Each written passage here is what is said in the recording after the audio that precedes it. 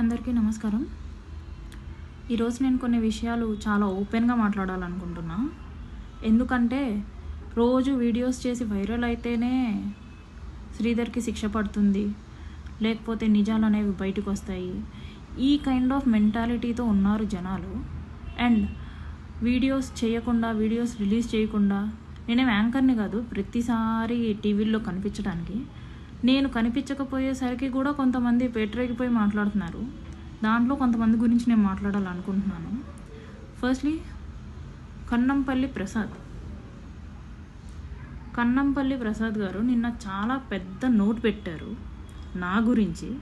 అందుకే నేను స్పందిస్తున్నాను. ఏమనంటే, నిజానికి అరవ శ్రీధర్ అమాయకుడు. ఏ రకంగా అమాయకుడు? 30 ఏళ్ళ వయసు కలిగిన యువకుడు ఏ రకంగా అమాయకుడు? దేంట్లో అమాయకుడు? మీ దృష్టిలో అమాయకుడు అంటే ఏంటి తెలుసా? ఏం తప్పు చేసినా సరే దొరకకుండా ఉండాలి, అదే అమాయకత్వం. దొరికిపోతేనేమో అమాయకుడు, దొరక్కపోతేనేమో ఎన్నైనా చేసేయచ్చు. అదేనా అండి మీ దృష్టిలో? దొరికిపోయినందుకు అమాయకుడు అంటున్నారా? ఇంకొకటి, నమ్మిన మనిషికి ప్రాణం ఇచ్చేలాంటి వ్యక్తి ఆ అమ్మాయిని అనుభవించాలి అనుకుంటే, ఆయన స్థాయికి ఏ అమ్మాయినైనా అనుభవించాలి అనుకుంటే రోజుకొకరితో అనుభవించవచ్చు అనేసి అన్నారు. ఆ స్థాయిలో ఉండే ప్రతి ఒక్కరూ అలాగే చేస్తున్నారా? శ్రీధర్ది జస్ట్ ఎమ్మెల్యే స్థాయి అనుకుంటా. మినిస్టర్స్ ఉన్నారు, సీఎంస్ ఉన్నారు, బిజినెస్ మ్యాగ్నెట్స్ ఉన్నారు. వాళ్ళందరూ కూడా ఇట్లా అమ్మాయిల్ని రోజుకొక అమ్మాయిని అనుభవిస్తున్నారా? కొంతమంది ఎథిక్స్ కలిగిన వాళ్ళు కూడా ఉన్నారు. అందరు మగాళ్ళు మీలాగా లేరు. మీ స్థాయికి మీరు అనుభవిస్తున్నారేమో, అందుకే మీ నోటి నుంచి ఇలాంటి మాటలు వస్తున్నాయి. ఏంటి, నిజాయితీగా ఒక్కరినే నమ్మి మోసం చేసి ఆ మాయలేడి వలలో పడిపోయాడు. మోసం చేసింది నేను కాదు, శ్రీధరే మాట్లాడడం మానేశాడు. I'm clearly saying you that శ్రీధరే మాట్లాడడం మానేశాడు. జనవరి 7 నుంచి నేను 27 మీడియాకి వచ్చాను. 20 days నేను అతని కోసం వెతికి ఎఫర్ట్స్ పెట్టి ఆ తర్వాత నేను మీడియాకి వచ్చాను. ఈ 27 వరకు శ్రీధర్ ఏం చేశాడో, ఎటువంటి కార్యక్రమాలకి పాల్గొన్నాడో, బయట తిరుగుతున్నాడు, తప్పు చేసి అమ్మాయిని మోసం చేసి అమ్మాయితో మాట్లాడడం మానేసి, ఇన్ని మాయమాటలు చెప్పి మాట్లాడడం మానేసి అతని పనులు చూసుకుంటున్నాడు, ప్రోటోకాల్ పనులు చూసుకుంటున్నాడు. ఎవరండి మోసం చేశారు? నిజంగా మాట్లాడుకుందామా? నిజంగా మీకు బుద్ధుండే మాట్లాడుతున్నారా? ఎవరినండి మోసం చేశారు? అతగాడు ఎప్పుడు ఉన్నట్టే ఉంటే ఎవరండి బయటకు వస్తారు? మోసపోయాను అనేసి ఏ అమ్మాయి అండి బయటకు వస్తుంది? అతగాడు మోసం చేసినందుకే కదా నేను బయటికి రావాల్సి వచ్చింది. లేకపోతే హనీ ట్రాప్ అనేసి అంటున్నారే, హనీ ట్రాప్ అంటే ఏంటండి? 1.5 సంవత్సరం నేను సపోర్ట్ చేయకుండానే ఇక్కడ దాకా వచ్చాడా? అంత ఇంటిమసీ ఉన్న మా ఇద్దరం నేను సపోర్ట్ చేయకుండానే అతను ఇంతవరకు వచ్చాడా? హనీ ట్రాప్ అంటే 1.5 year అవసరమా అండి? సెక్స్ చేస్తున్నప్పుడు బెడ్రూమ్కి ఒక సీసీ కెమెరా పెట్టేస్తే ఒక 2-3 times వస్తే, ఒక నెలలో రోజు వస్తాడు నా దగ్గరికి, ఒక 2-3 times వస్తే చాలదా అండి? అదే హనీ ట్రాప్. దానికి మా ఇద్దరి రిలేషన్కి మీరు పెట్టిన పేరు హనీ ట్రాప్ అండి? So silly. ఇంకోటి, మగాడు ఎంత తోపైనా సరే ఆడదాని చూపు తగిలితే చాలు కాళ్ళ దగ్గర పడిపోతాడు అనేసి పెట్టారు. అందరి మగాళ్ళు అలా లేరండి. మీరేమన్నా ఆడదాని చూపు తగిలితే మీరంత వీక్ అనుకుంటా శ్రీధర్ లాగా. అందుకే మీరు ఆ మెసేజ్లు పెడుతున్నారు, అలాంటి టైప్ ఆఫ్ కంటెంట్ ఇంక్లూడ్ చేస్తున్నారు. మగాళ్ళు అంతా వీక్గా అయితే లేరు, స్ట్రాంగ్గా ఉండే మగాళ్ళు కూడా ఉన్నారు. ఒక మోటోతో, ఒక ఎథిక్స్తో, ప్రిన్సిపల్స్తో ఉండే మగాళ్ళు కూడా ఉన్నారు.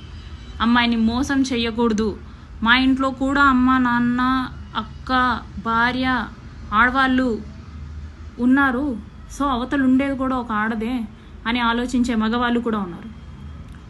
ఏం పేరు, కన్నంపల్లి ప్రసాద్ గారు, మీరు నిజంగా నిజాయితీగా మాట్లాడుతున్నట్టుగా ఉంటే, అమాయకుడు అంటున్నారు కదా శ్రీధర్ని, వాళ్ళమ్మ మొలతాడు గురించి మాట్లాడతాడండి. వాళ్ళమ్మ మొలతాడు గురించి మాట్లాడాడు ఒకసారి నాతో.